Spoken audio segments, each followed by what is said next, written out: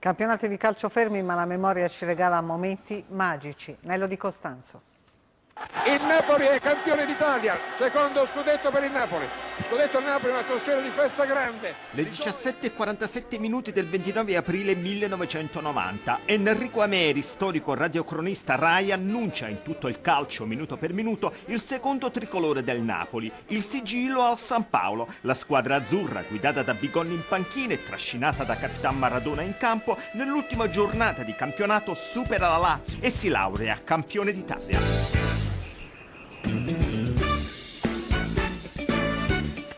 30 anni dopo, l'allora presidente Corrado Ferlaino così ricorda quel trionfo. Della serie il primo scudetto è stato bello, ma il secondo? Il secondo è stato molto più bello perché è stato combattuto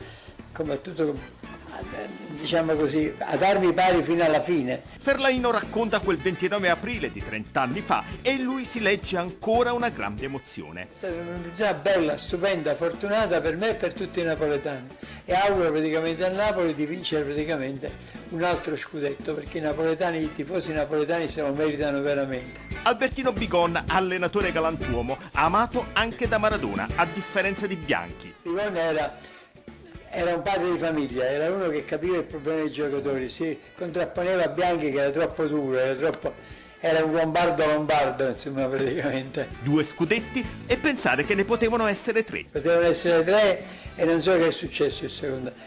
Il stanchezza dei giocatori, non lo so, me lo sono sempre domandato anche io.